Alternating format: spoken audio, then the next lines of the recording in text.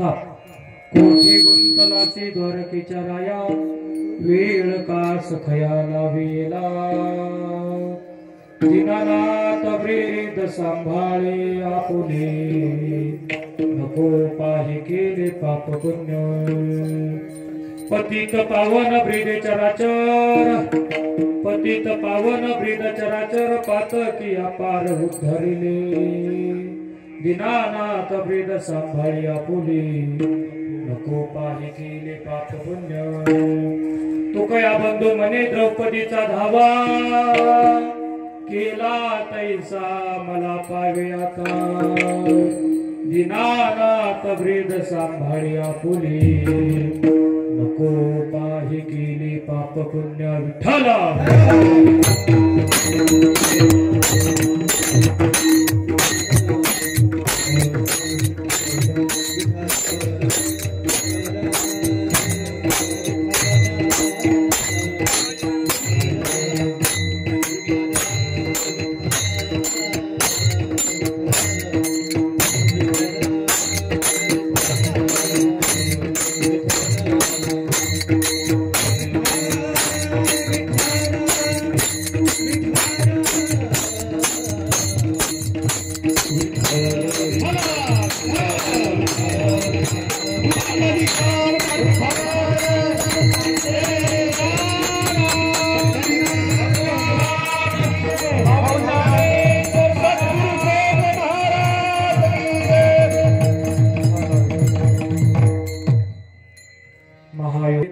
किमर्थं वरं पुण्डरीकाय दातुं मुनीन्द्रे समागत्य तिष्ठन्तमानन्दकन्दं परब्रह्मलिङ्गं भजे पाण्डुरङ्गं नमो विठ्ठला राजया पाण्डुरङ्गा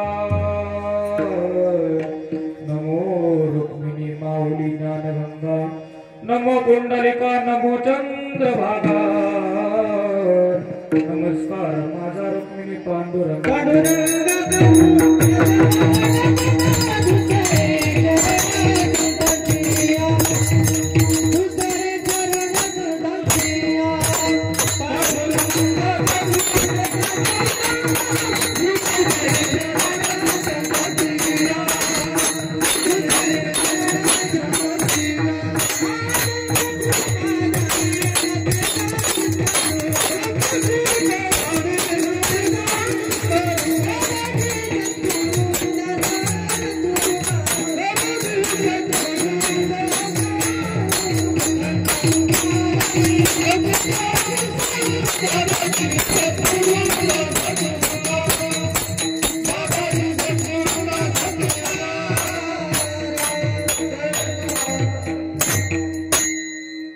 ज्ञानेश्वरा नमो ज्ञानेश्वरा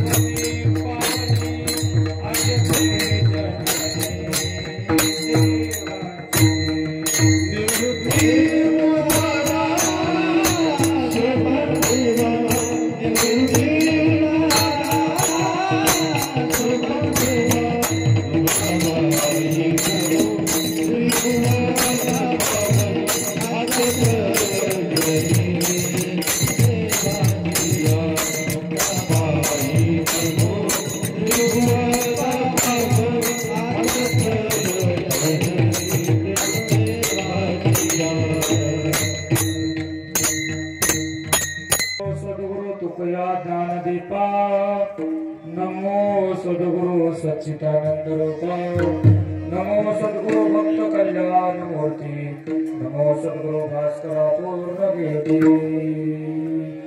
गुरुर्ब्रह्मं गुरुर्विष्णुं गुरुर्देवो महेश्वर गुरुर् साक्षात् परब्रह्मं तस्मै श्री गुरुवे नमः। देव घरा आला देव घरा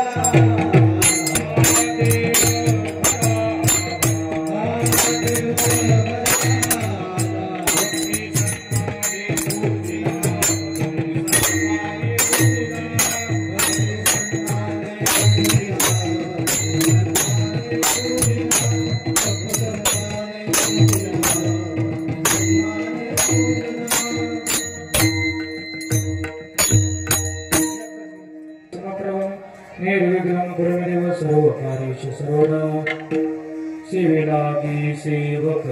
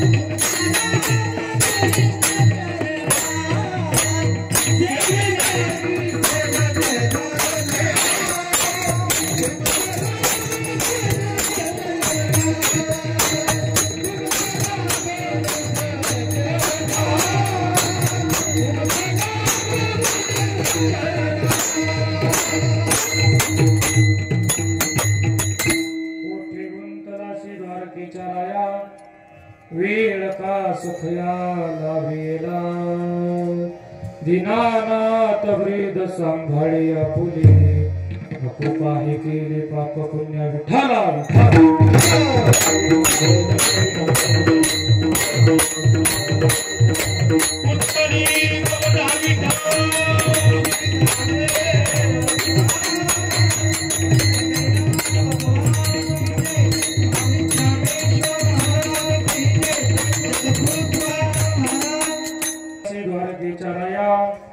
वेळ का सुखया लावेला दीनानाथ वृद्ध सांभाळे आपुले नको पाहि केले पाप पुण्य।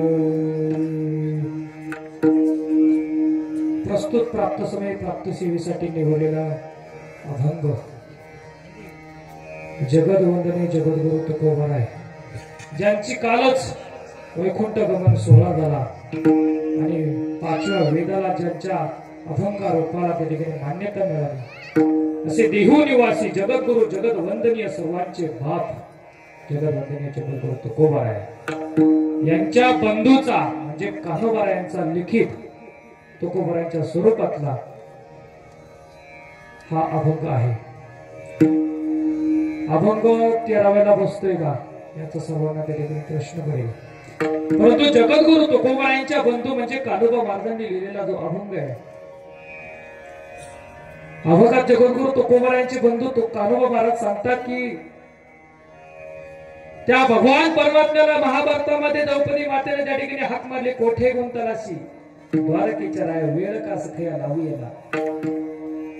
हे देवा अरे हाके सरशी उडी तू नुसता हाकेला धावून येणारा भगवान परमात्मा आहे, मग तू एवढं महाभारत घडून का दिलं आणि महाभारत घडून न देता जर तू सगळं पाप पुण्य त्या ठिकाणी निवारण करू शकत होता मग तू वेळ का लावला।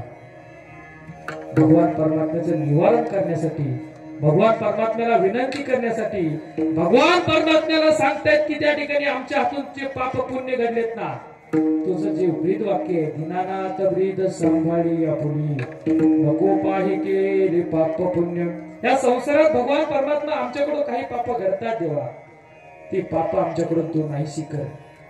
पतित पावन ब्रीद चराचर पातकी अपार उद्धारिले हे देवा तुझे पाप जे उद्धार करतो ना अरे वाल्ह्याचा तू वाल्मिक केलास ना किती जणांचा उद्धार केलास भक्तांना तू तारून दिलंस मग आम्ही सुद्धा भक्त आहोत देवा तुझी भक्ती करतोय या शरणेने या सर्वांना मी मानतोय।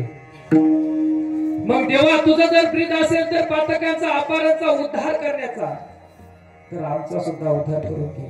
त्या चरणात सांगितले की देवाला विनंती केली देवा देवाच्या त्या ठिकाणी अधिकाराचा त्या ठिकाणी देवाला त्या ठिकाणी विसर पडलेला असेल तर तो विसर तिसऱ्या चरणात दिलाय।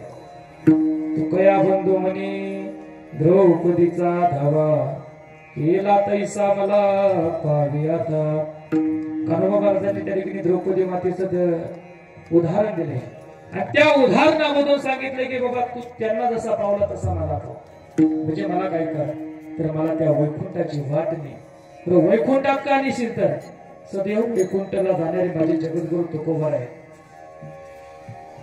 असो सुदर्शा सोपा अभंगाचा अर्थ तुमच्या समोर मांडला।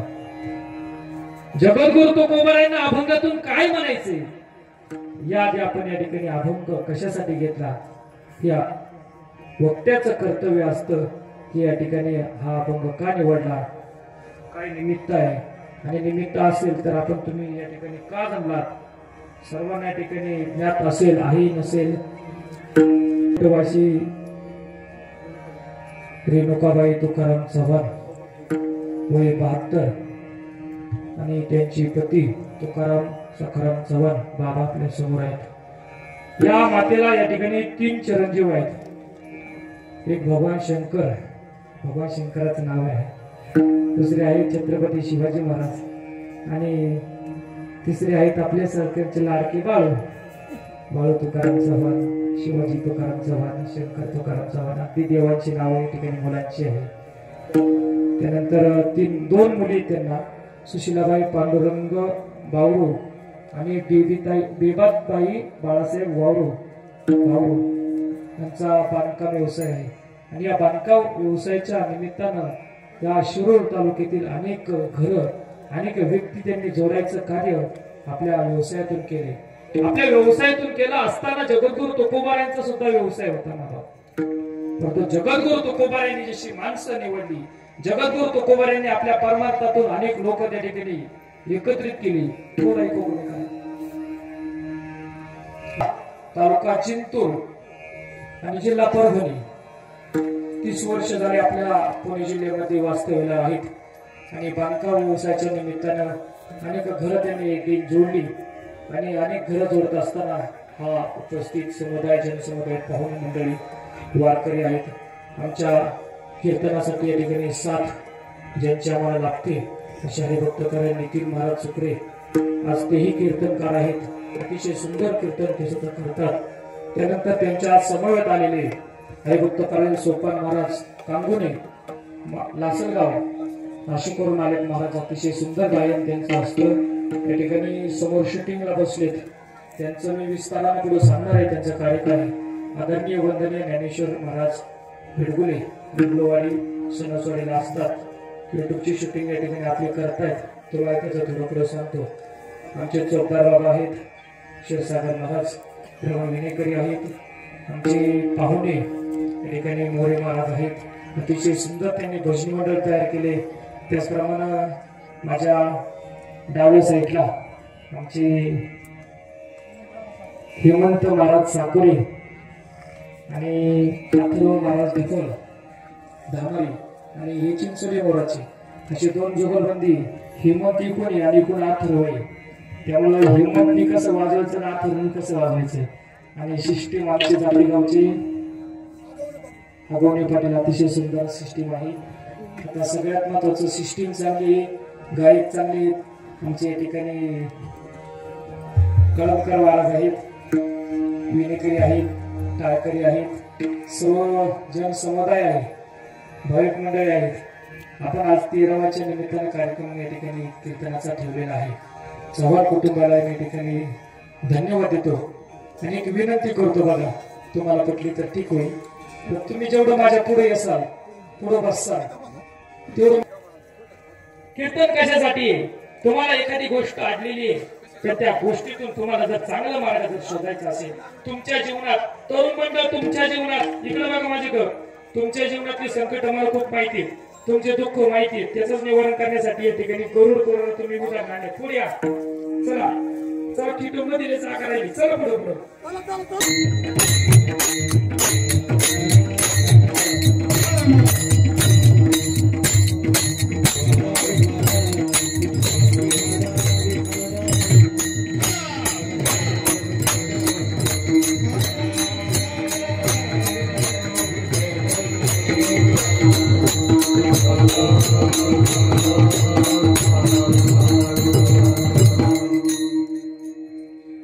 प्रस्तुत प्राप्तसमय प्राप्तसेवेसाठी निवडलेले अभंग जगदवंदनीय जगद्गुरु तुकोबारायांचे बंधू कान्होबा महाराज यांचा 4 चरणाचा अतिशय सोपा, सर्वांच्या पाठातला अभंग कोणत्या स्वरूपाला बसतोय, अभंग कोणत्या निमित्ताला बसतोय, त्याही पेक्षा अभंग कशासाठी आहे, ज्याचा भंग कधी होत नाही तो अभंग आहे। अभंग कशासाठी तुम्हाला सगळ्यांचं समजल असंच आपण या ठिकाणी कीर्तन करू, कारण आपल्या वाचकाचा दबाव नाही। वेळ प्रसंग जरी असला तर ते त्या प्रसंगाला लावून या ठिकाणी कीर्तन आपण करणार आहोत। त्यामुळे सर्वांनी आपले मोबाईल बंद करा आणि कोठे गुंतलासी द्वारकेच्या राया, वेळ का सखया लावी येणार। हे भगवान परमात्मा, तू कुठे गुंतलाय? तुमच्या सरळ सरळ भाषेत सांगतो, हे देवा तू कुठे? माझ्या आवाजाकडे लक्ष येते का? सर्वांना कळते का काय बोलतो? हे देवा तू कुठे कुठं गुंतला रे बाबा? तुला आम्ही हक्का मारतोय, तू कुठे गेलास? आज आमच्या आजीचं जाणं 13वा दिवस झालाय.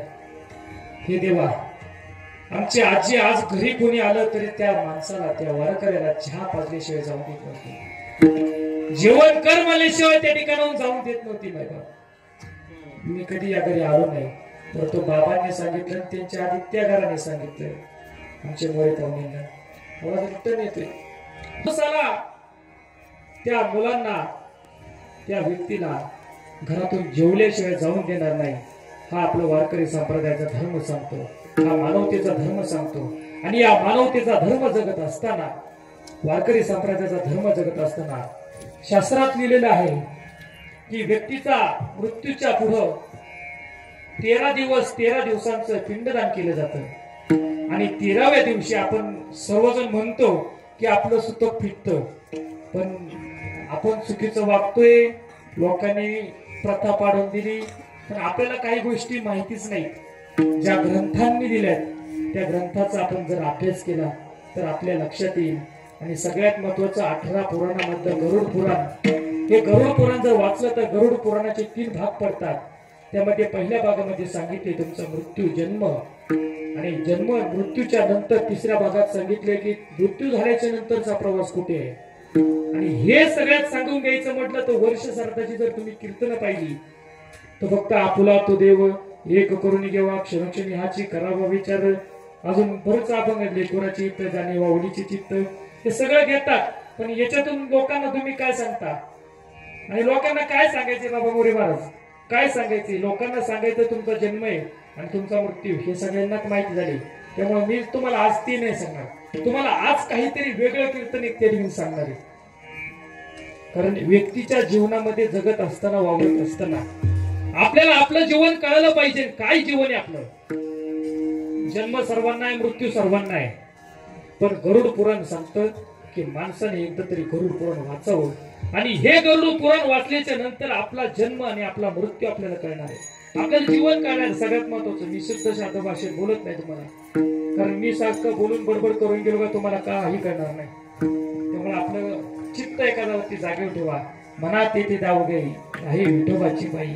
तुमचं मन एकाग्र येतं फक्त अर्धा तास किंवा पाऊण तास या ठिकाणी करा आणि एक चित्ताने या ठिकाणी कीर्तन आहे का विठ्ठल विठ्ठल.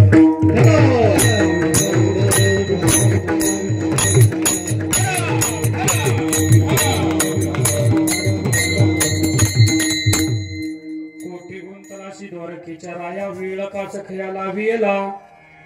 हे भगवान परमात्मा, तू कुठे गुंतलास आणि तू वेळ का लावलास? मी देवा तुला हाक मारली, तू हाकेला धावून कसा आला नाहीस? आलास पण तू वेळ का लावला? का लावला वेळ तू? त्याचं एक कारण आहे. द्रौपदी मातेला त्या ठिकाणी भगवान श्रीकृष्णाने सांगितलं, तू मला राजा म्हणलीस, तू मला राजा म्हणलीस, द्वारकेच्या राया म्हणलीस. तू जर सख्याप्रमाणे मला जर भगवान कृष्ण जरी म्हणले असतील, कृष्ण जरी म्हणले असती ना, हे कृष्णा धाव आता, आजी कृष्णा आता धाव आणि माझ्या संकटातून मला तो दूर कर, एवढं जरी म्हणले असती ना, सखा. अरे तो भगवान परमात्मा आपला सखा आहे माय बाप. त्याला नुसतं अर्थ त्याने हाक मारली तर तो हाके सरशी उडी घालून या स्तंभ पुढे. नारायण तो भगवान परमात्मा आहे. तुमच्या एका शब्दाला तो धावून येतोय. भगवान परमात्मा पुढे आहे. आपण जर याचा प्रयत्न केला तर तुम्हाला हवा दिसत नाही, परंतु ती आहे. आत्मा तुम्हाला दिसणार नाही, परंतु तो आहे. शरीर तुम्हाला दिसतंय, पण आत्मा त्यामध्ये जगतोय. देवाची द्वारी उभा क्षण बरे तेने मुक्तीचारी साधिल्या. या देवाच्या द्वारामध्ये फक्त एक क्षण तुम्ही त्या देवाच्या दारात उभे राहा. देवाच्या द्वारात जर तुम्ही उभे राहिले, ते क्षणभर उभे राहिले, तर तुमचा जो श्वासोश्वासाचा ओम आणि सोहम नावाचा जो श्वासोश्वास आपला चालू आहे, त्या ओम आणि सोहम नावाच्या श्वासोश्वासातून आपला भगवान परमात्मा आपल्या शरीरात प्रवेश करतोय. आणि तो प्रवेश करत असताना आपला तो कुठे आहे, देव कुठे आहे, तर जनाबाई महाराज सांगतायत, देव आहे, देव आहे, देव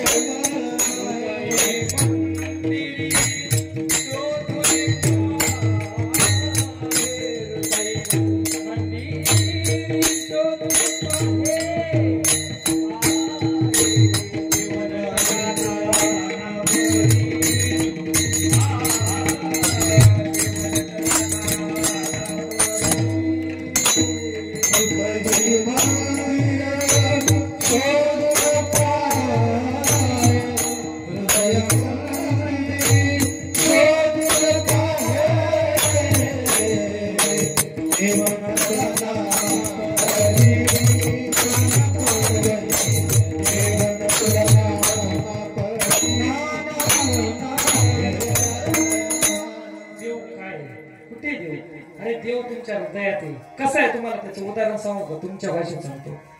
आता तुमची भाषा मला परभणीकरांची येत नाही बरं का, पण तरी सुद्धा तुम्ही समजून घ्या. तुम्हाला सांगतो देव कुठे. ऐका ना, देव कुठे तुमच्या हृदयात आहे. कसं आहे सांगू का? तुम्ही एखादा मानवतेचा धर्म शिकला, एखाद्या मानवतेची गोष्ट तुम्ही त्या ठिकाणी सादर केली तर देव कसा आहे तुम्हाला सांगतो. तुम्ही बसलाय कुठं घुंगडीवरती, 4 घुंगडीची त्या ठिकाणी पत्र तुम्ही एकत्र केलेत आणि घुंगडीवर बसलाय आणि तुमच्या शेजारी एक व्यक्ती त्या ठिकाणी आलाय बरं का. त्या व्यक्तीला तुम्ही ते 4 घोंगडीची पदर उचकटून त्याला जागा देताय. हा तुमचा मानवतेचा धर्म आहे आणि तिथं तुमच्यातला देवत्व पण प्राप्त होते आणि ते देव त्या ठिकाणी तुम्हाला तुमच्या शरीरात प्रवेश करतोय. देव कुठे आहे तर अशा ठिकाणी देव आहे. देव कुठे? देव लय लांब नाही, देव लय अवघड गोष्ट आहे बरं का. तो सगुण आणि निर्गुण आहे. परंतु देव जर तुम्ही सोप्या भाषेत जर मांडायचा प्रयत्न केला तर देव तुम्हाला सोपा सुद्धा आहे, अवघड सुद्धा आहे. तुम्हाला अवघडात जायचे का सोप्यात जायचे तुमचं तुम्ही ठरवा.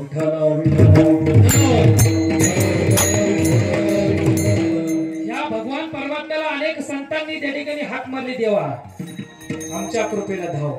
माझ्या जगद्गुरु तुकोबाराला माझ्या जगद्गुरु तुकोबारांना त्या ठिकाणी भगवान परमात्म्याला तुकोबारांनी हाक मारली.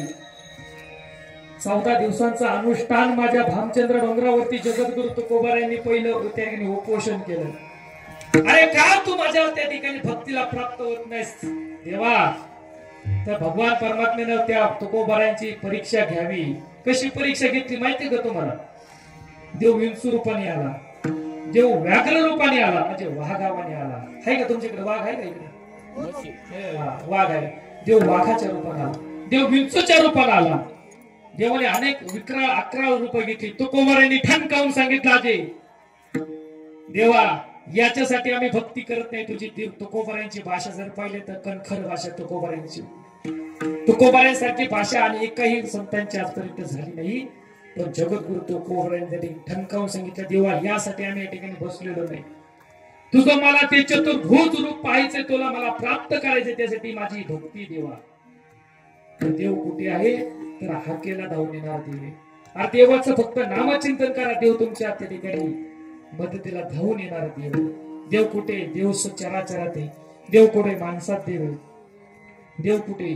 त्या पखवाद्यात देव आहे. देव कुठे? आमच्या विनेकरी बाबात देव आहे. पण कधी त्यांना मानवतेचा धर्म कळला तर तो देवाचा स्वरूप ठिकाणी प्राप्त होईल. कधी आपल्या देव कुठे आहे?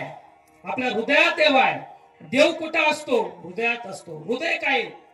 हृदय बंदी खाना केला आता विठ्ठल तुला. अरे देवाला कोणलं माझ्या सावता बाबांना माझ्या हृदयात जागा दिली. सावता बाबांना अरे देवा तुला कुठं लपायचंय? माझ्या हृदयात येऊन लप, तुला कोणी शोधणार नाही. असा एक महात्मा आहे. दुसरा महात्मा कोण होऊन गेला? माझ्या हनुमंतरायांना तरी प्रश्न विचारला, भगवान श्रीराम भगवान श्री सीता माता ठिकाणी कुठे आहे? अरे माझ्या हनुमंतरायांनी सांगितलं, माझ्या हृदयात, हनुमंतरायांच्या हृदयामध्ये त्या ठिकाणी भगवान श्रीराम आणि सीता माता आहे. एवढे ठणकावून सांगणारे माझे संत होते माझ्या. मग आपण कुठे आहोत? आपण थोडा विचार करण्याची गोष्ट आहे. देवाला पुढे जर आहेस, देव तू कुठे आहे तर देव चराचरात आहे. मग होता कुठं? चराचरातच होता. परंतु भगवान परमात्म्याला त्या ठिकाणी द्रौपदी मातेने त्या ठिकाणी हाक मारली, ती द्वारकेच्या रायाने मांडली. देव तिथं हजर होते पण ते दिसत नव्हते. पण द्वारकेच्या राया म्हटल्यामुळे देवाने त्या ठिकाणी द्वारकेत गेले. आणि 5 मिनिटं उशीर त्या ठिकाणी देवाला यायला झाला. हाकेसर शिवडी मारतो, पण ती केव्हा तुम्ही सखा म्हणून जर देवाला मानलं, पुजलं आणि हाक मारली तरच देव तुमच्या पटकन येईल. आणि तुम्ही देवाला म्हणले, हे राजा, हे राया, तू कुठे आहेस, माझ्या भक्तीला पाव, तर देव थोडासा विलंब लावेल. म्हणून द्रौपदी मातेचे हे उदाहरण माझ्या कान्होबा महाराजांनी तुम्ही नमूद करून दिलं की हे देवा तू कुठे आहेस, तो तू इथे चराचरात आहेस. माझ्या भक्तीला देवा तू त्या ठिकाणी पावलं पाहिजे देवा, माझ्या त्या ठिकाणी हाकेला तू सरशी उडी मारली पाहिजे देवा. मग कोठे होतास देवा, अभंगाचं पहिलं चरण. कोठे गुंतानासी बालके चराया, कोठे गुंतानासी हो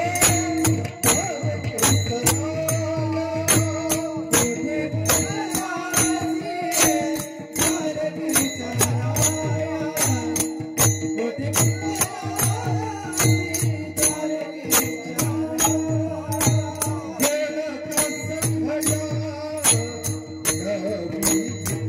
बालके चराया, कोठे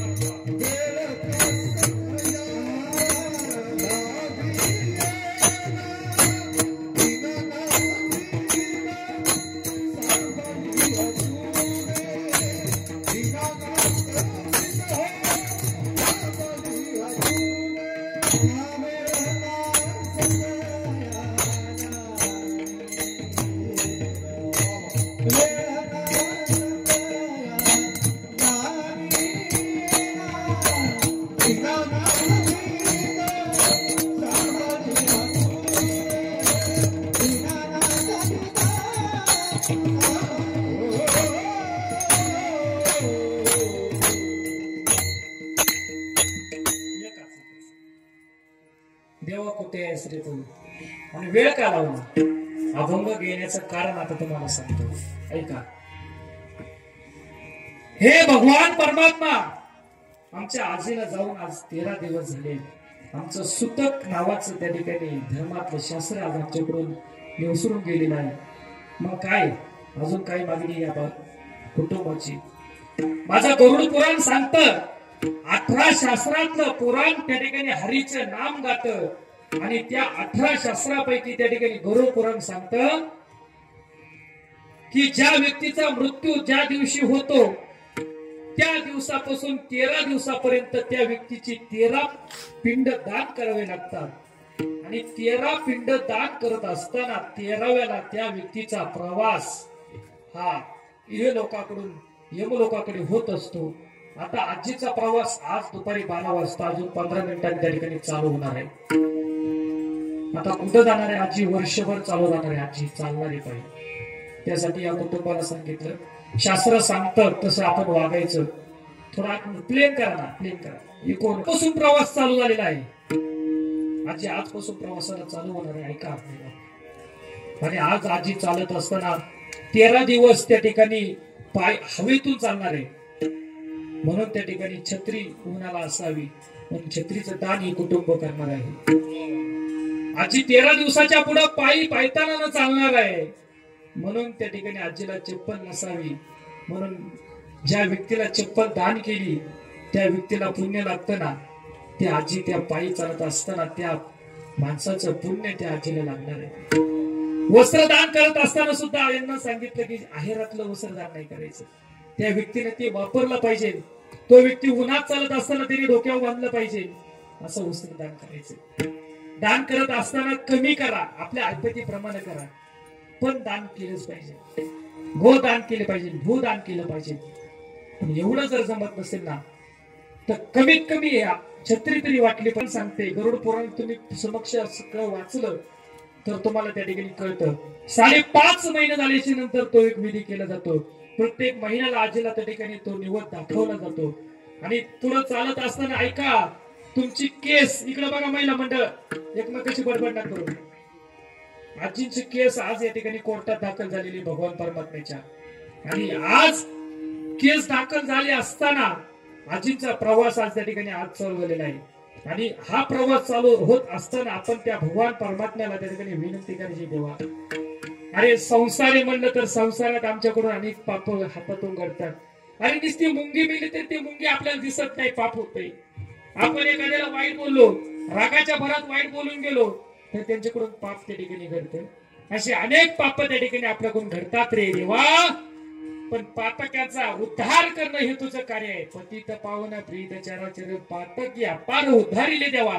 तू अनेकांचा उद्धार केलास आमच्या, मग तू अशा लोकांचा उद्धार करतो ना। आमच्या आजीला सुद्धा आज प्रवासातून तू सुखरूप तुझ्या छायेच्या खाली घेऊन जा देवा। आणि या सुखरूप छायेच्या खाली घेऊन नेत असताना देवा तुझं ब्रीद आहे अभंगाचं दुसरं चरण। दीनानाथ ब्रीद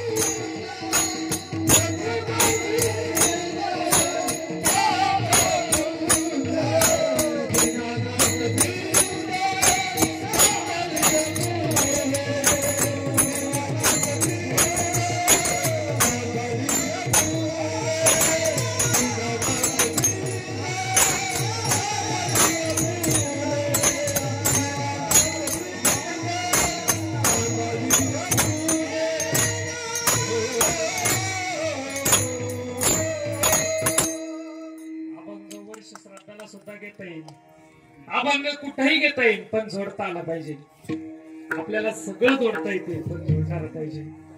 आपुल्या बळे नाही मी बोलत सखा प्रपवंत वाचा त्याची साळून की मंजीळ बोलत सेवानी शिकवीत धनी वेगळा। तो भगवान परमात्मा आपल्याकडून बोलून घेतोय, तो भगवान परमात्मा आपल्याकडून करून घेतोय, मग आपण करायचं कार्य त्या ठिकाणी केलं पाहिजे। हे दीनानाथ, हे भगवान परमात्मा तुझं चराचर हृदय तू पातक्यांचा अपार करतोस। अरे आम्ही तर त्या ठिकाणी संसारात आलेलो आहोत आणि या संसारात येत असताना आमच्याकडून अनेक पाप घडली असतील रे, पण पुण्य नावाची गोष्ट सुद्धा आम्ही त्या ठिकाणी काही सोडलेली नाही। आजही वारकऱ्याला अन्नदान करण्याची गोष्ट आम्ही त्या ठिकाणी सोडली नाही। आमचा बांधकामाचा व्यवसाय त्या ठिकाणी होता, परंतु आम्ही कोणाच्याही त्या ठिकाणी घराला, कोणाच्याही त्या ठिकाणी संसाराला भेग कधी पडून दिली नाही। ती आमची कष्ट, ते आमचं त्या ठिकाणी कार्य तेव्हा आम्ही आजपर्यंत कष्टाने करत आलो। आणि या कष्टाचं चीज तू करून देतोस ना, तर त्या कष्टाचं चीज होत असताना आमच्या आजीला, आमच्या आईला, आमच्या मातेला तू सुखरूप तुझा प्रवास वर्षभर चालू दे। परत वर्षाने आम्ही या ठिकाणी त्या आजीच्या नावानं हरिनाम करू। तसं आज 13 वेळा आपण आजीच्या नावानं हरिनाम करतोय। या हरिनामाचं तत्व, हरिनामाचं बळ आजीला आज यम त्या ठिकाणी न्यायला आले नाहीत, तर विष्णू लोकातून लोक त्या ठिकाणी त्याला न्यायला येतील। विष्णू लोकातले देव हे मायाळू आहेत, पण यमाला त्या ठिकाणी माया नाही, तो फरफाडीत नेतो। यमाला त्या ठिकाणी काहीच घेणं देणं नाही, कोण आहे त्याला त्याचं काही घेणं नाही। पण त्या ठिकाणी भगवानाकडून त्या ठिकाणी विष्णू लोकातून विष्णू देवांना त्या ठिकाणी मेसेज आलेला असेल की आजीच्या नावानं आज खाली 13व्या निमित्त कार्यक्रम चालू आहे, हरिनामाचं भजन चालू आहे, हरिनामाचं कीर्तन चालू आहे। अरे नव्हे तर कीर्तनातून काय होतं? कीर्तन चांग, कीर्तन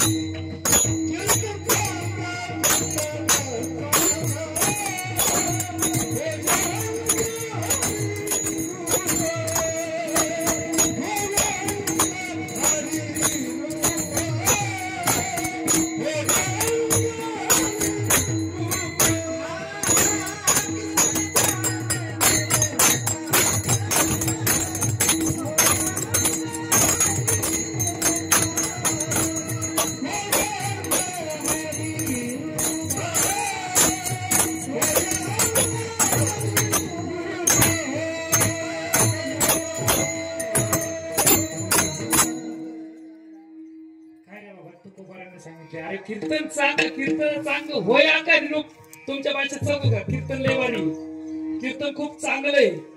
आणि कीर्तनातून काय होतं माहिती का? तुम्ही देव रूपाला होऊन जाता. तुमचं अंग हरी रूप होऊन जात. म्हणजे काय होतं? तुम्ही आता मंडपात सगळे बसलेत का? तुम्ही देव झाले देव. घरी राहिले ते महादेव झाले. पण तुम्ही आता इथं देवी आणि देवाच्या रूपानं. मला माहित नाही 2 तास तुम्ही इथं बसताय, पण 2 तासाच्या पुढे तुम्ही इथून उठले तर मी गॅरंटी नाही देऊ शकत तुम्ही हरिरूप होते म्हणून. होते आता 2 तासाची गॅरंटी देईन, पण 2 तासाच्या पुढे तुम्हाला चपला शोधण्यापासून तुमची त्या ठिकाणी दुःख चालू होणार आहेत आणि ते सर्वांना भोगावे लागणार आहेत. कारण मानवी जन्मात आपण आलेच नंतर आपल्याला हे भोग आहेत. परंतु मी तुम्हाला सांगेन माय बाप, आवाजाकडे लक्ष द्या. अरे उसाच्या गाडी ओढण्यापासून त्या बैलाला त्या ठिकाणी कष्ट करावे लागतात. अरे नांगर आज राहिला नाही नितीन महाराज, परंतु ते नांगर सुद्धा बैलाला ओढावं लागत होता. डोळ्यातून पाणी येत होतं, पाणी. कुत्र्याला आज त्या ठिकाणी तुकडा टाकल्याशिवाय कुत्र्याला त्या ठिकाणी जीवन जगता येत नाही. हाताने काही खाता येत नाही, शिकार करावी लागते. अशी अनेक प्रकारची दुःख जीवनामध्ये मानवी देह तुम्हाला दिलेला आहे. आजी इकडे लक्ष द्या, तुम्ही लय गडबड करताय काय? परिणाम घेतलं ना तुम्ही पातकांचा अपार करून तुम्ही पूर्ण केलं जाणार. नुसतं तुम्ही हाका मारले देवा, अरे धावून ये रे आमच्यासाठी, तर गुंतलेला देव त्या ठिकाणी तुमच्यासाठी धावून येईल. तो कुठेही असो, त्याचं कार्य काही चालू असो, पण तो हातातलं काम सोडून तुमच्याकडे येईल. हाकेला धावून येणार तो भगवान परमात्मा आहे. माझ्या बाबा गरुड पुराण सांगतं की मनुष्याचं त्या ठिकाणी मृत्यूच्या नंतर 13 दिवस पिंडदान केलं जातं. प्रत्येक महिन्याला त्या तिथीला त्या ठिकाणी त्या व्यक्तीला त्या ठिकाणी निवद दाखवला जातो. तो निवद कसा दाखवला जातो? निवद दाखवत असताना एक निवद बाजूला ठेवला जातो. तो निवद त्या वरच्या माणसाला असतो आणि राहिलेले जे ताट असतं त्या व्यक्तीला, त्या व्यक्तीच्या खांद्याला जो खांदा देणार आहे, म्हणजे त्या व्यक्तीचा त्या ठिकाणी खांदेकरी जो झालाय त्यांना त्या ठिकाणी महिनाभर जीव घालावं लागतं. असे वर्षातले 12 महिने जीव घालावं लागतात. आणि 12 महिने जीव घातल्याच्या नंतर प्रत्येक दिवशी त्या ठिकाणी त्या व्यक्तीला ते अन्नदान केलं जातं. अन्नदान तुमचं पंचपक्वान्न असतं असं अजिबात गृहीत धरू नका. फक्त गोड नैवेद्य असावा. पण त्या व्यक्तीला जर तुम्ही साधं जेवण केलं तर व्यक्तीला साधं जेवण खूप आवडतं. पण आता काय झाले, पंचपक्वान्न झाले. पंचपक्वान्न नाही केलं तरी चालेल, आपल्या आईपतीप्रमाणे जगायचं आणि साधं जगायचं, साधं करायचं. असं नैवेद्य जर त्या व्यक्तीला दाखवला तर तो व्यक्ती वर जेवत असतो. कुठून? खालचा व्यक्ती जेवला म्हणजे त्याचं सार त्या ठिकाणी त्या व्यक्तीला पोहोचत असतं. असं गरुड पुराण अनेक प्रकारे सांगतं, पण आपण ते वाचलं तर ते ठीक आहे ना. कारण 13 दिवसांचा प्रवास वायूतून आहे आणि वायूतून तो प्रवास संपल्याच्या नंतर वैतरणा नदीचा त्या ठिकाणी प्रवास चालू होतो. जो व्यक्ती त्या वैतरणा नदीच्या पलीकडे जातो ना, वैतरणा नदी सारखा जर दुःखातला प्रकर्षण तुम्हाला सांगायचं म्हटलं तर वैतरणा नदी कशी आहे? ही वैतरणा नदीतून प्रवास करत असताना मोठमोठ्या मगरी आहेत, अशा डोकं तोंड फाकून बसलेल्या आहेत. ज्याने खूप पाप केलंय त्याला अशी खाऊन टाकते. मग तो व्यक्ती तिथं संपला. खालच्यांनी जर त्याचं वर्ष साधना केलं, 13 नाही, 10 नाही, महिना नाही, 5.5 महिने नाही, फक्त चालले मोकार काम, मोकार गाया, मोकार दूध, मोकार काम, मोकार शेतीची कामं, मोकार बांधकामाची कामं. मग इकडे माणूस या व्यक्तीला विसरला. मग त्याला सांगतो तुम्हाला काय दोष घडतात. नितीन महाराज 57 प्रकारचे दोष त्या व्यक्तीच्या घराला लागतात. गरुड पुराण सांगतं, मी माझ्या मनात सांगत नाही. मग माग बसलेले तरुण व्यक्ती तुम्हाला सांगायचं होतं मगाशी पुढं काय या, तर आता तुमच्यासाठी महत्वाचं यांचं काय, यांचं होऊन गेले सगळे, तुमचं राहिले. तुम्ही ऐकलंय, आलं का? आवाज येतोय सगळ्यांना? 57 प्रकारचे दोष त्या ठिकाणी व्यक्तीला लागतात का? त्या व्यक्तीचे जर तुम्ही संस्कार केले नाही तर त्या व्यक्तीचे त्या ठिकाणी दोष तुम्हाला लागतात. त्याला म्हणतो आपण पितृदोष. ऐका लक्षात, पितृदोष. आणि हे पितृदोष लागल्याच्या नंतर 57 प्रकारचे दोष कोणते असतात तर ऐका. 1 नंबरचा दोष, मुलाचं वेळेत लग्न न होणं. नंबर 1. कितीही प्रयत्न करा, कितीही मोकार मोठ्यातल्या घरातला आहे, वेळेवर लग्न होत नाही. 25 वर्ष झाले अजून लग्न नाही, अजून गुरपटत हिंडतोय, अजून लग्न नाही. बरं लग्न झालं. नंबर 2, लग्न झालं पण तो बायको टिकत नाही. नंबर 3 वंश वाढत नाही. नंबर 4 असे अनेक प्रकारचे दोष तुम्हाला त्या ठिकाणी लागणार आहे. मग शास्त्र सांगतो तुम्ही त्या ठिकाणी नाशिकला जा. पितृदोष असेल तर पितृदोष त्या ठिकाणी ब्राह्मणांच्या शब्दाने त्या ठिकाणी घालवा. अरे परंतु माझ्या भगवान परमात्म्यानं साधू संतांना ह्या जगामध्ये उद्धार करण्यासाठी पाठवलंय आणि साधू संतांनी सरळ साधं सोपं सांगितलंय तुम्ही हरीचं नामचिंतन करा म्हणून. त्या गोष्टीचा आदर्श घेऊन आज चव्हाण कुटुंबानं आपल्या आजीच्या प्रवासासाठी 13व्या कार्यक्रमानिमित्ताने या ठिकाणी हा कार्यक्रम ठेवलाय. आमच्या आजीला काही त्रास होऊ नये कारण त्या मातीने 3 मुलांना आणि 2 मुलींना जन्म दिला असताना आमचं कर्तव्य आहे. आमच्या आईने जसं आम्हाला वाढवलं मुला बाळांना वाढवलं.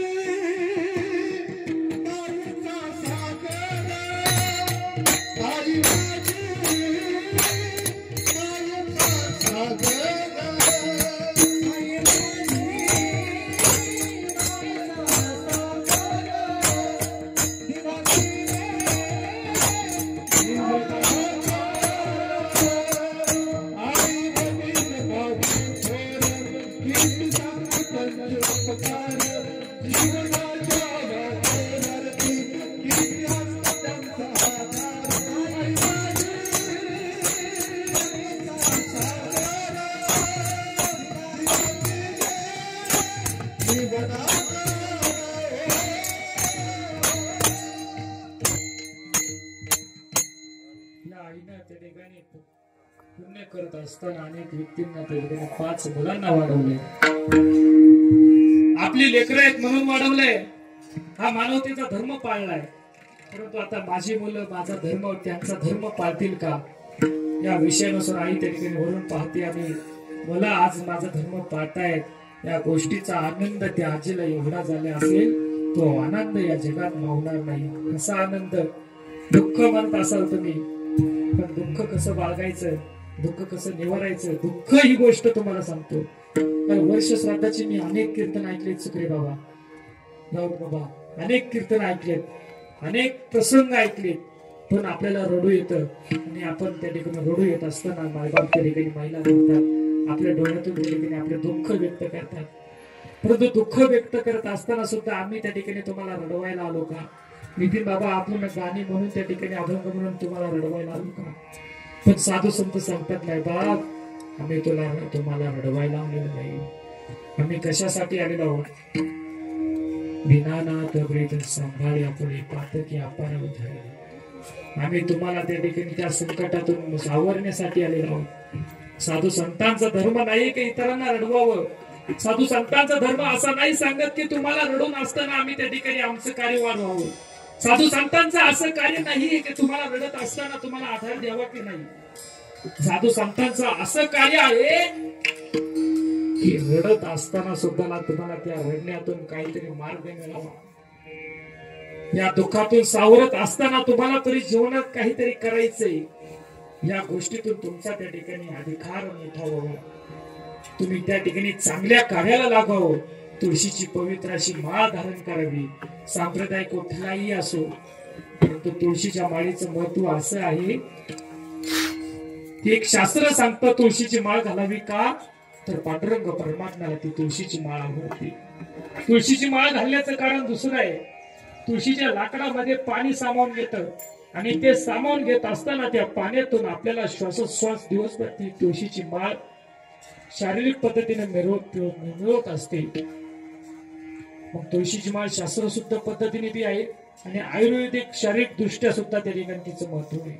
तुम्ही शारीरिक घाला नाही तर धार्मिक घाला पण तुळशीची माळ परिधान करून भगवान परमात्म्याचं नामस्मरण करा आणि या नामस्मरणातून तुम्हाला त्या ठिकाणी हरीचं नाम युक्त होईल. माझ्या ज्ञानोबांनी सांगितलं हरिमुखी म्हणा हरिमुखी म्हणा. या पुण्याची गणना कोण करी. तुम्ही जर एवढं नामस्मरण केलं एवढं आजीच्या नावानं त्या ठिकाणी पुण्य केलं आजीच्या नावानं तुम्ही त्या ठिकाणी तुमचा उद्धार करून घेतला आजीच्या नावानं हरिनाम घडून घेतलं तर या पुण्याची गणना कोणीच करणार नाही. माऊली ज्ञानोबा सांगतात हरिमुखी म्हणा हरिमुखी म्हणा. पुण्याची गणना कोण करी. या पुण्याला गणना कोण करणार नाही. पुण्य आपलं संपू नका. मी केले मी केले मी केले मी केले जर म्हणलं तर त्याकडे तुमचं पुण्य निघून जातो. म्हणून हे सर्वांनी केले असं म्हटलं सर्वांनी केले जर म्हटलं तर त्या ठिकाणी आपलापणा त्या ठिकाणी व्यक्त होतो. विठ्ठल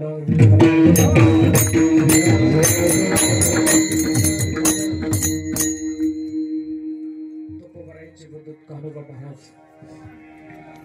तुकोबारायांना साथ त्या ठिकाणी देतात. माझ्या जगद्गुरु तुकोबारायांना त्या ठिकाणी पंढरशे पांडुरंग परमात्म्याने सांगितलं, तुकोबारायांना तुम्हाला आता त्या ठिकाणी नामदेव महाराजांचे जे अभंग राहिलेत ते आता त्या ठिकाणी पूर्ण करायचे आणि नामदेव रायांच्या राहिलेले अभंग जगद्गुरु तुकोबारायांना पूर्ण करण्यासाठी अवतार घ्यावा लागतो नाही. आणि तो अवतार घेत असताना नामदेव महाराजांचा अवतार म्हणजे जगद्गुरु तुकोबारायांचा अवतार आहे. जेथे जेथे देव होते त्या ठिकाणी जगद्गुरु तुकोबाराय त्यांच्या समावेत होते. जिथे संत असतात तिथे देव असतात, जिथे देव असतात तिथे भूत असतात आणि आपण ती मानली पाहिजे. ही भूत कोणती तुम्हाला तर लागलं तर ते पितृदोष, हे भूत या स्वरूपाने आपल्याला येतात, मग आपल्याला त्रास देतात, आपलं बुडीताचं होतं, आपल्या अनेक प्रकारचे त्या ठिकाणी आपल्याला दोष होतात. पण चांगला मार्ग आपल्याला आयुष्यात मिळत नाही एवढंच मला सांगायचंय. आणि चांगला जर मार्ग आपल्याला आयुष्यात आपल्याला जर मिळवायचा असेल तर देवाचं नामस्मरण करणं महत्वाचं आहे. चांगला जर मार्ग निवडायचा असेल तर आपण मानवतेचा धर्म पाळणं महत्वाचं आहे. मानवतेचा धर्म पाळत असताना तुम्हाला त्या ठिकाणी सर्व कार्य करायचे, धर्माचं कार्य करायचे. धर्म सांगतं, गरुड पुराण सांगतं तुम्हाला त्या ठिकाणी त्या व्यक्तीची सर्व कार्य केली पाहिजे. हे कार्य करत असताना तेव्हा हे दीनानाथा दीनानाथ ब्रीद सांभाळे आपले नको पाहि केली पाप पुण्य. जेव्हा आमच्या हातातून कळत न कळत घडलेली पाप तू जर घालवत असेल तर वारकरी संप्रदाय त्या ठिकाणी सांगतो, वाचे बनता गंगा गंगा सकळ पापे जाती भंगा दृष्टी पडता ब्रह्मगिरी त्रासी नाही यमपुरी. दृष्टीने जो ब्रह्मगिरी पाहतो, वाचेने जो गंगा गंगा नामस्मरण करतो त्या व्यक्तीचं पाप धुवून जातं. मग अशी पाप आपल्याकडून जर घडली असतील तर दीनानाथ ती तुम्ही त्या ठिकाणी समका अभंगाचं दुसरं चरण दुसरं दीनानाथ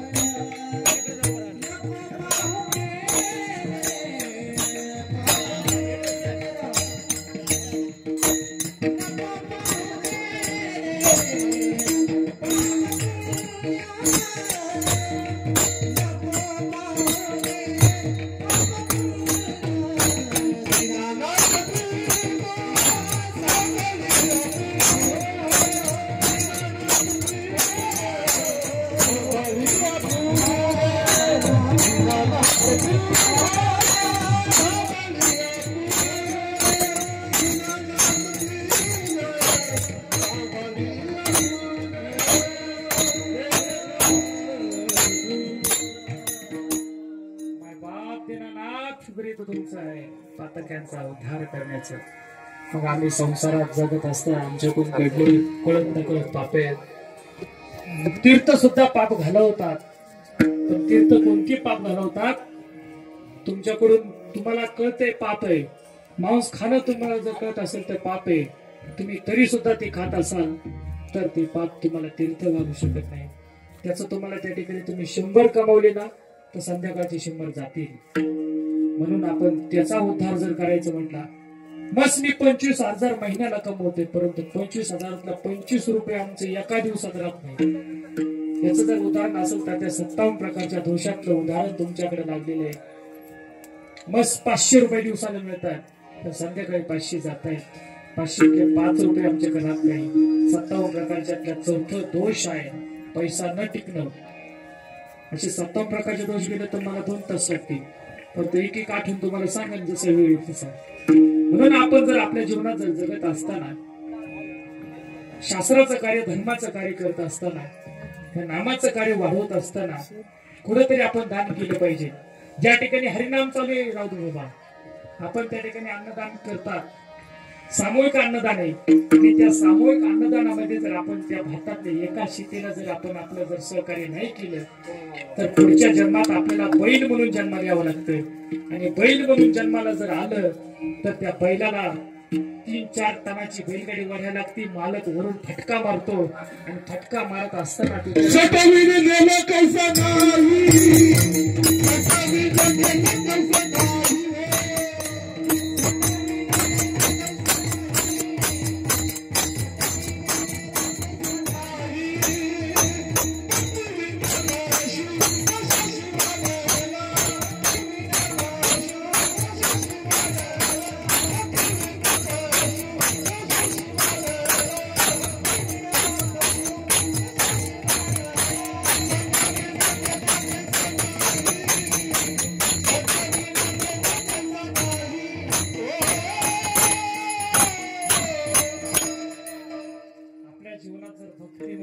आपल्या जीवनाला अर्थ नाही. भक्ती तो कठीण चुळावरील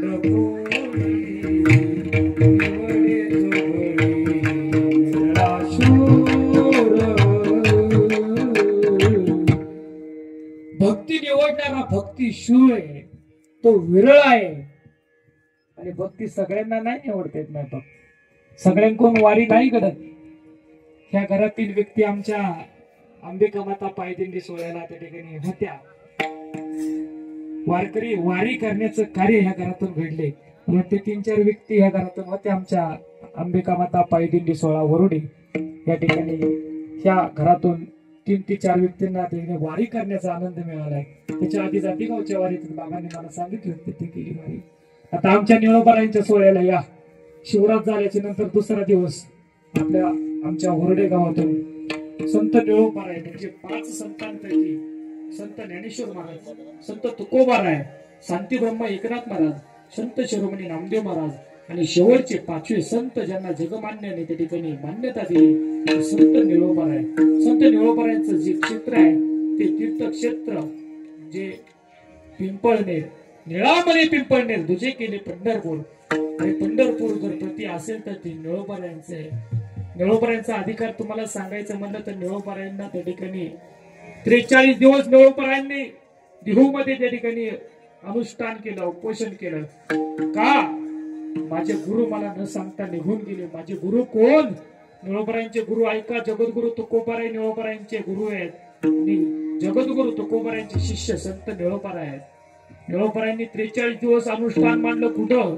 वैकुंठ गमन सोहळा ज्या ठिकाणी होतो त्या ठिकाणी तो निळोबाराय बसलेत आणि माझ्या गुरुचा त्या ठिकाणी नामस्मरण करत त्या ठिकाणी भक्ताने आपल्या देवाला नामस्मरण करावं आणि देवानं न यावं ही गोष्ट कधी होत नसते.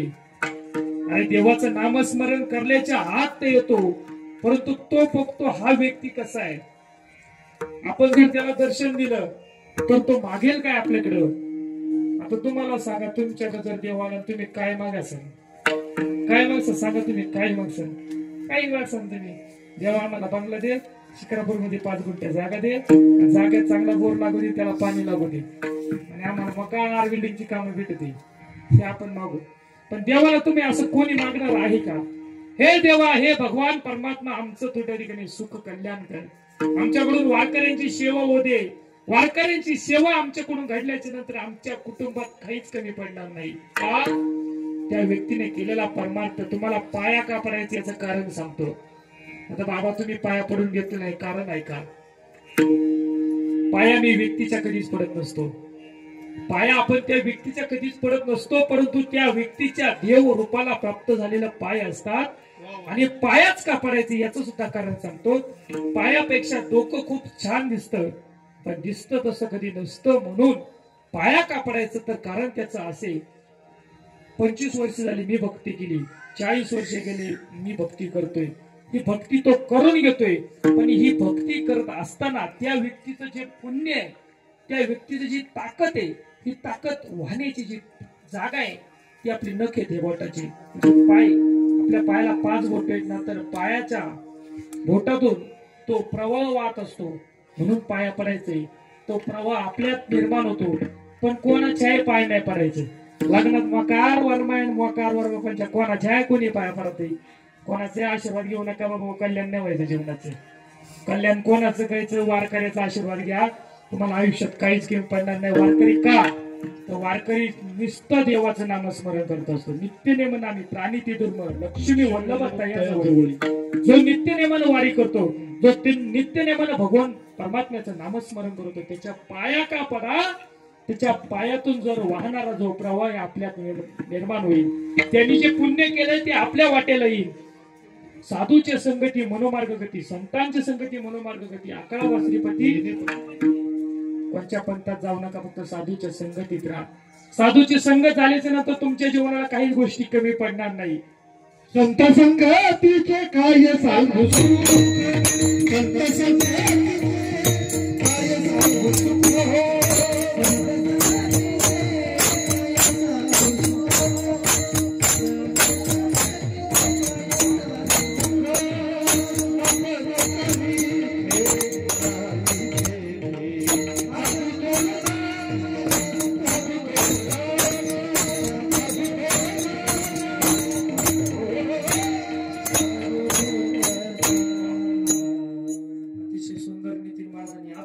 कीर्तन सुद्धा खूप केले मी त्यांना सांगते दरवेळेस अभंग निवडा पण अतिशय सुंदर त्यांचं चिंतन होतं आम्हाला परत सांगायला त्यांनी ते बाबा हाच अभंग घे कारण साधूच्या संगतीत सगळे हो चांगल्या माणसाच्या संगतीत थोडक्यात तुम्हाला लई सोपं लई अवघड सांगत नाही चांगल्या माणसाच्या संग राहा तुम्हाला सगळं चांगलं भेटत आहे बाया चांगल्या माणसाच्या संगतीत गेले आणि लई चांगलं झालं वरोडीच्या दिंडीत आले आणि आमचं लई चांगलं झालं देवाने आम्हाला सुखरूप ठेवलं सुखरूप बोलवलं साधूच्या संगतीत आल्यामुळे आम्हाला काय निर्माण झालं साधूच्या संगतीत आम्हाला त्या ठिकाणी सुख प्राप्त झालं आणि ते सुख कसं झालं निरंतर टिकणारं सुख आमच्याकडे प्राप्त झालं ओळखायचे का तुम्ही टायमिंग मला बरोबर जीवनामध्ये कार्य करत असताना जीवनामध्ये आपण वाढवत असताना धर्माचं कार्य वाढवत असताना माय बाप त्या भगवान परमात्म्याचं नामस्मरण केल्याच्या नंतर आपल्या जीवनातली पाप पुण्य धुवून जाणार आहेत म्हणून सर्वांनी या ठिकाणी हात वर करा हात वर मागं राहिल्यांनी हात वर करा मला सगळे दिसतात करा हात वर आजचे दिवस हात वर करा आणि भगवंताचं नामस्मरण करून एक लोकांना टाळी वाजवावी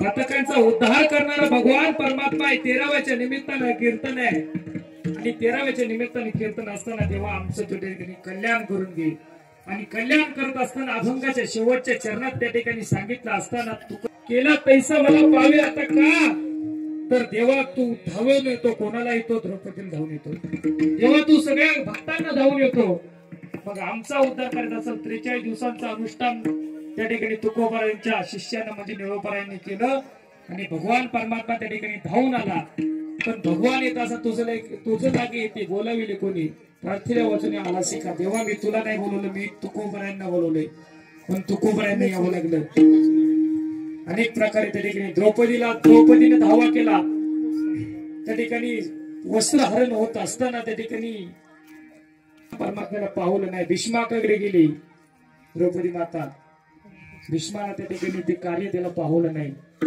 त्याचं त्यांनी धर्माचं कार्य त्या ठिकाणी काहीच केलं नाही कौरवांकडे गेले त्यांनाही नाही कुणीच त्या ठिकाणी त्या दरबारात धावलं नाही परंतु भगवान परमात्मा हा एकमेव असा परमात्मा आहे, हाकेला धावून येतो. म्हणून त्या ठिकाणी अभंगाच्या शेवटच्या चरण सांगतात, तू कया बंधू म्हणे द्रौपदीचा दावा केला तैसा मला पाहू. आता अभंगाच्या शेवटची तू कया बंधू म्हणे देवा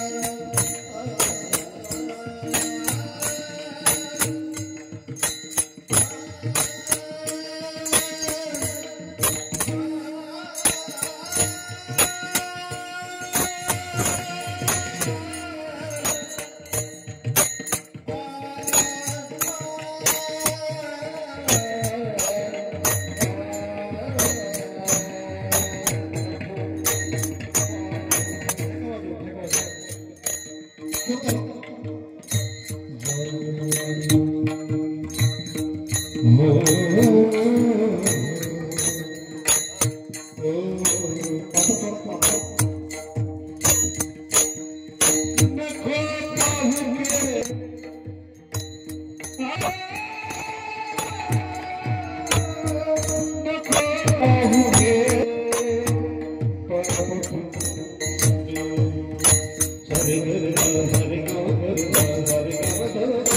जे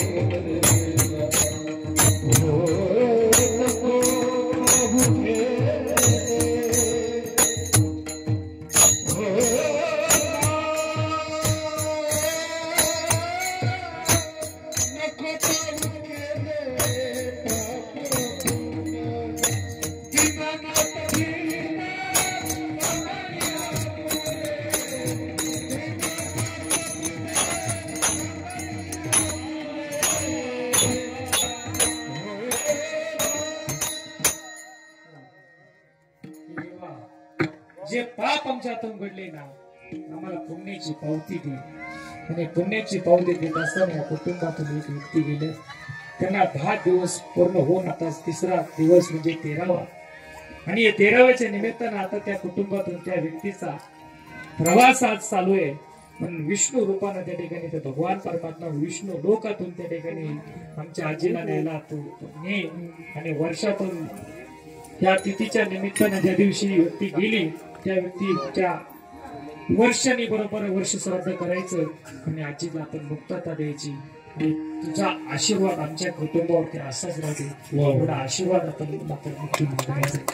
एवढा खर्च केला तो आमचा आशीर्वाद आम्हाला म्हणून दे ही मागणी करायची. असो अभंग अतिशय सोपा 4 चरणांचा होता. अभंगाचा अर्थ असा असेल की ठामपणे नाही सांगणार, परंतु गुरुच्या कृपेने भगवंताच्या आशीर्वादानं भगवंताच्या कृपेनं जसं मला त्या ठिकाणी ज्ञान भगवंताने दिलंय तसं त्यांनी मला बोलवलं. आपुल्या बळी नाही मी बोलतो सखा कृपावंत वाचा त्याची साळून ती मंजुळ बोलते शिवानी शिकविता धनी वेगाची. त्या धन्यानं मला बोलावून घेतलं. तेवढं बोलण्याचा ठिकाणी प्रयत्न केला. काही चुकला असेल बाबा आपली पिशवी पुढे पिशवी आता मी घेतलेले हनुमंत तांबे आमच्या ठिकाणी उपस्थित आहेत. त्यांनी आम्हाला या ठिकाणी द्या. वरोड्याला कीर्तन आहे.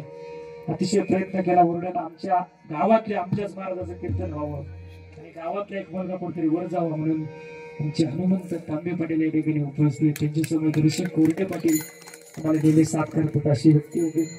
पिशवी पुढे गेला. हा काही चुकला असेल अडवाकडे गेला असेल आपुल्या बळी नाही मी बोलतो सखा कृपावंत वाचे त्याची बोलिले लेकोरे वेडे वाकोडे उत्तरे करा क्षमा अपराध महाराज तुम्ही सिद्ध. जे वेड वाकडे गेला असेल त्या पिशवीत भरा. मी चैन लावून ते बाजूला ठेवतो आणि कॅनलला पाणी चाललंय कॅनलला सोडून देतो. परंतु मायबाप इथून घडणारी गोष्ट ती मी दिलेली नाही, ती भगवान परमात्म्याने माझ्याकडून करून घेतली.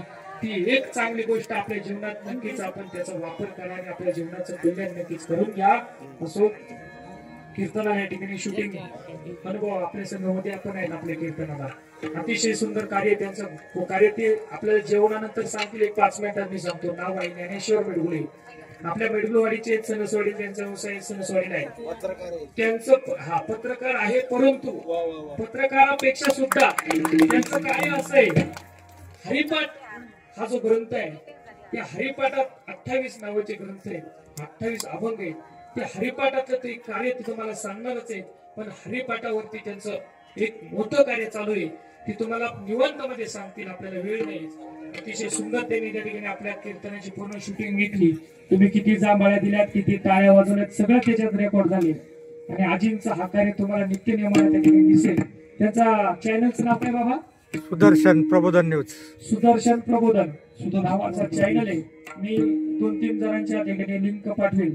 त्या लिंकला उद्या तुम्हाला ते कीर्तन पाहायला मिळेल. सबस्क्राईब करा, लाईक करा, काय असतं ते सगळं करा. आणि बाबा त्या ठिकाणी त्यांच्या कार्याला त्या ठिकाणी मार्ग द्या. उपस्थित सर्वांचं या ठिकाणी आभार.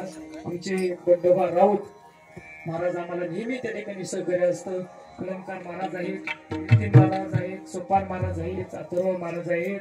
तुमचं नाव लक्षात राहत नाही. हेमंत महाराज आहेत. आमचे खंडेराव मोरी पाहुणे आमच्या बहीण माझी सख्खी बहीण आहे. बहिणीचे नंद यांच्या घरात यांना सून आहे. असं आमचं नातलग आहे. बाबांनी फोन केला की आपल्याला असं असं कीर्तन करायचंय. तर अतिशय सुंदर कार्य त्यांचं त्या ठिकाणी चालू आहे. इथंच शेजारी त्यांचं घर आहे. आणि महिला मंडळ चांगले तयार करून भजन नितीन महाराज भजन चांगलं तयार करून नंबर आणलाय. अतिशय सुंदर कार्य आहे. आपण संपर्क घ्या. त्यांना काय असेल तर लागलं तर त्यांना तिथं येऊन अभंग घेऊ असो. त्या अतिशय सुंदर शिष्ट म्हणून सर्वांचं कार्य तिकडे सर्वत्र धन्यता आहेत. आमचे चोपदार आहेत क्षीरसागर बाबा आहेत आणि माऊली क्षीरसागर विनेकरी आहेत. बरोबर ना? चुकलं नाही ना? हा. तर सर्वांचा या ठिकाणी आभार मानून माझ्या काही जर चुकले असेल तर पुन्हा एकदा पिशूद्वारा मी कॅनल मध्ये सोडून देईन. पण चांगलं असेल ना तर तुमच्या जीवनाच्या कल्याणासाठी बोलवे. कोणाला जर चुकून काही शब्द लागला असेल तर तो इथंच सोडून द्या. पण चांगलं जर तुम्हाला येत असेल ना तर माझ्या ज्ञानोबरांचं ज्ञानेश्वर